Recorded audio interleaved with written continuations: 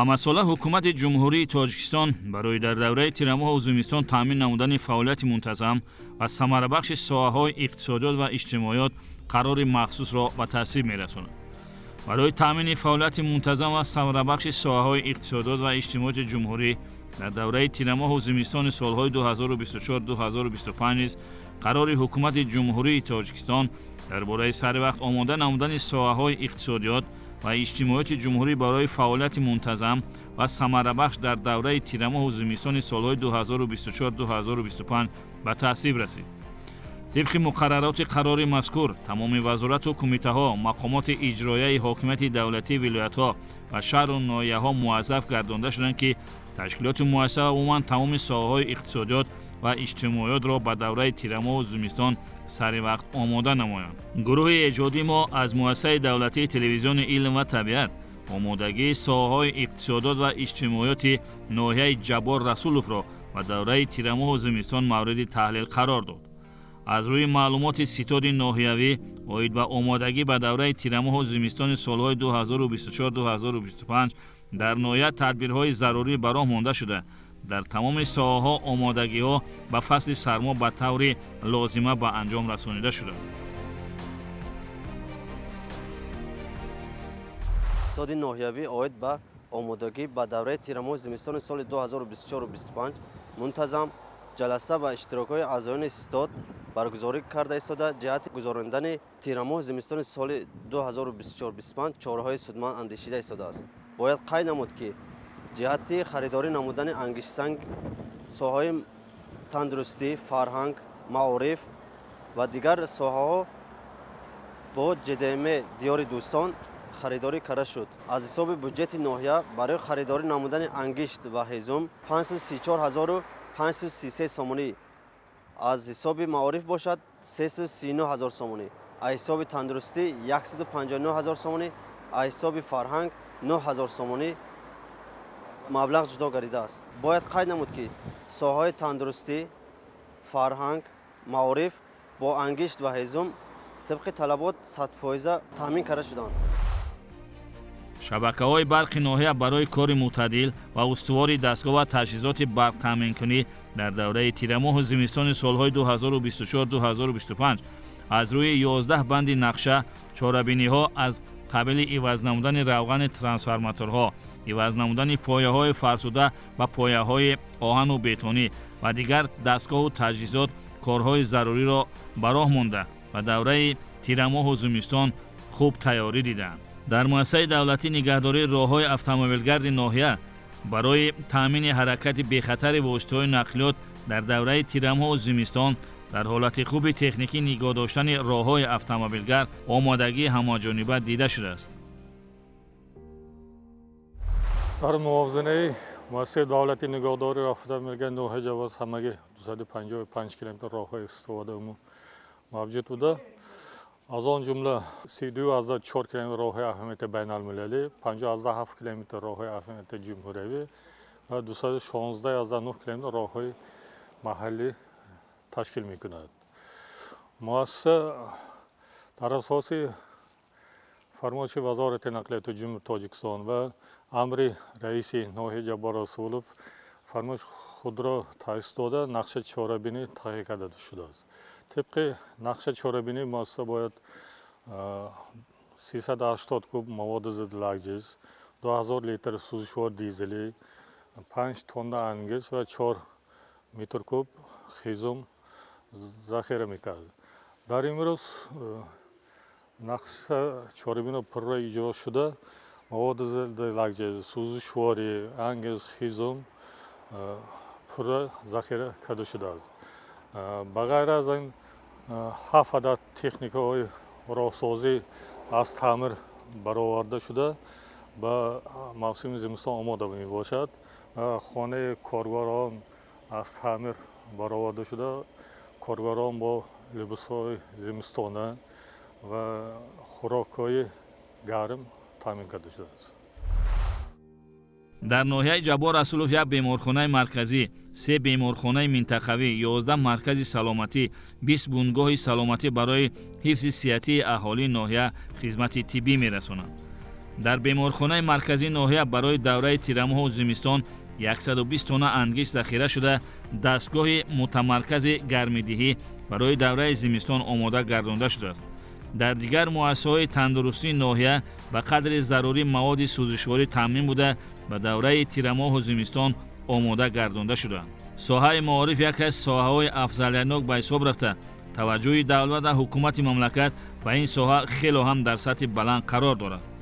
дар ноҳияи Ҷаббор Расулов низ ба соҳаи маориф аҳамияти хоса дода шуда, муассисаҳои таълимии ноҳия барои дар сатҳи зарурӣ гузарондани давраи тирамоҳу зимистони солҳои 2024-2025 омода мебошанд.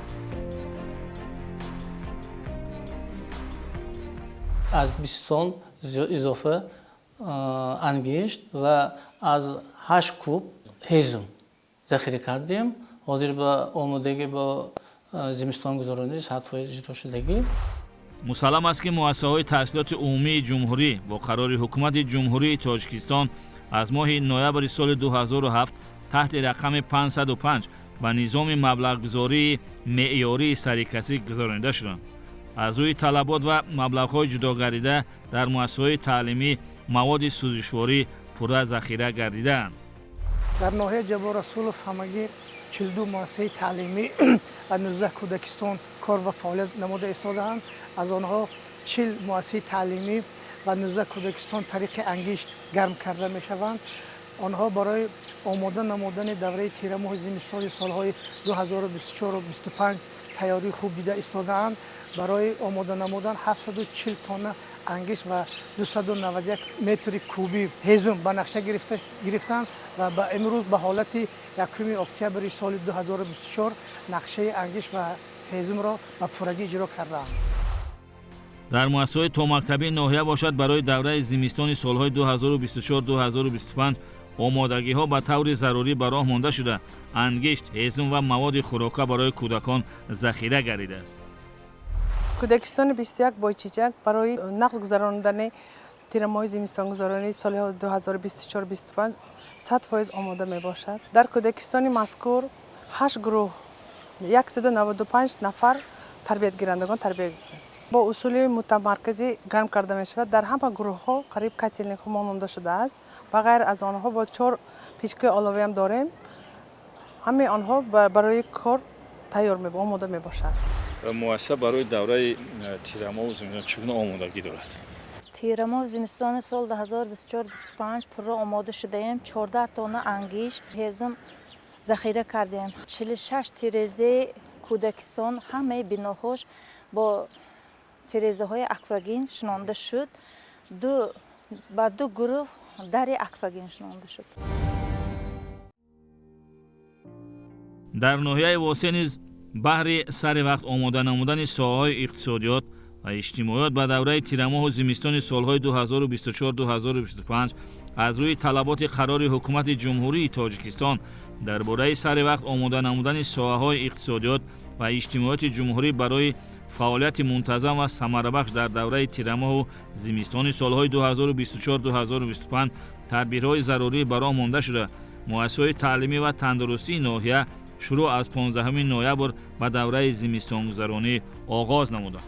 дар муассисаҳои таълимии ноҳия 334.5 тонна ангишт, 1472 метри куби ҳезум, 3951 литр сӯзишвории дизелӣ захира карда шудааст.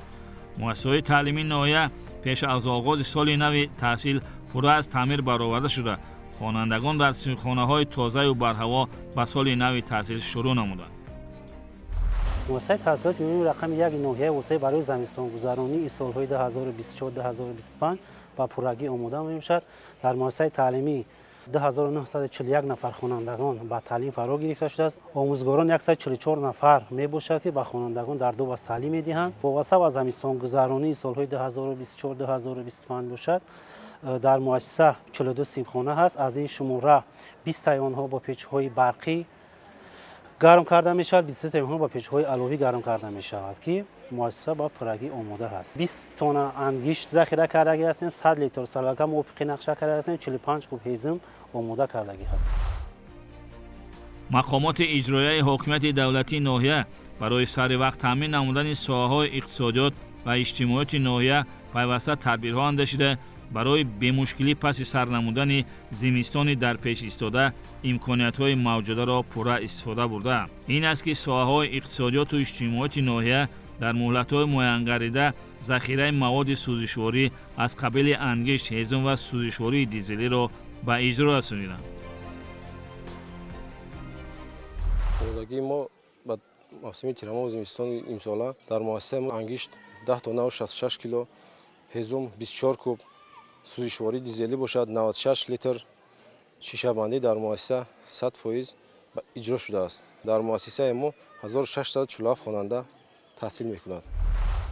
муассисаҳои тандурустии ноҳия низ ба давраи тирамоҳу зимистон пурра омода гардонда шуданд. беморхонаи марказии ноҳия соли 2021 пурра аз таъмири капиталӣ бароварда шуда барои ташхису табобати беморон дар беморхона тамоми шароитҳои муосир муайё гардонда шудааст. беморхона дорои 11 шуъбаи бистарикунонӣ ва 7 шуъбаи ёрирасон буда бо дастгоҳ ва таҷҳизоти замонавӣ муҷаҳҳаз гардонида шуданд. беморхонаи марказии ноҳияи восеъ дорои 10 шуъбаи бистаринамоӣ ва 7 шуъбаи ёрирасон мебошад. беморхона аз 197 кат иборат буда айни замон 175 бемор бистарӣ мебошад. беморхонаи мо бо таҷҳизотҳои замонавӣ, хатти барқи озод таъмин мебошад ва фаршҳои гармидиҳӣ низ таъмин мебошад. барои зимистонгузаронӣ омодаем. ҳадаф аз қабули қарори ҳукумати ҷумҳурии Тоҷикистон дар бораи сарвақт омода намудани соҳаҳои иқтисодиёт ва иҷтимоияти ҷумҳурӣ барои фаъолияти мунтазам ва самарабахш дар давраи тирамоҳу зимистони солҳои 2024-2025 таъмин намудани фаъолияти мунтазам ва самарабахши соҳаҳои иқтисодиёт ва иҷтимоияти ҷумҳурӣ дар давраи тирамоҳу зимистон буда ҳар як масъули соҳаҳои дахлдорро водор менамояд ки барои пурра таъмин намудани фаъолияти соҳаҳои иқтисодиёт ва иҷтимоиёт дар фасли сармо низ чораҳои зарурӣ андешанд ва талаботҳои қарори ҳукуматро бемонеягӣ ба иҷро расонанд.